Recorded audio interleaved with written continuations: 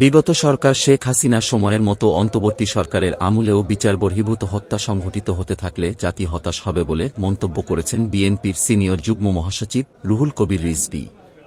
শনিবার সকালে নয়াপল্টনে বাংলাদেশের কেন্দ্রীয় আহ্বায়ক কমিটির পরিচিতি সভায় কুমিল্লায় সম্প্রতি যুবদল কর্মীকে হত্যার প্রসঙ্গে এমন মন্তব্য করেন তিনি।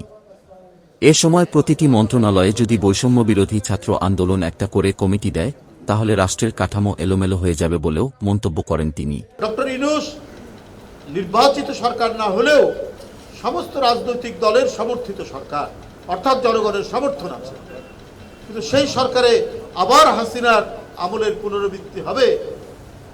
একজন যুবকর্মী বা যুব নেতা অপরাধী হলেও আপনি তাকে তো পুলিশের মাধ্যমে 24 ঘন্টার মধ্যে আদালতে তাকে পেশ করবেন, কিন্তু তাকে আপনি লাশ করে তার পিতামাতার কাছে ফেরত দিবেন, তাহলে কি লাভ হলো?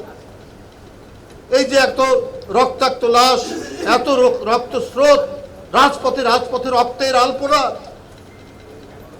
তাও কি আহাদের মতো 5 বছরের শিশু, ফারহানের মতো 17 বছরের কিশোর, মুগ্ধের মতো 18-19 বছরের একটি তরুণ প্রাণ, আবু সাইদ নির্ভীক চিত্তে নিজের শার্টের বোতাম খুলে যে শেখ হাসিনার পুলিশের গুলি বরণ করেছে, এই যে আত্মদান, এই আত্মদান তো একেবারেই ব্যর্থ হয়ে গেল।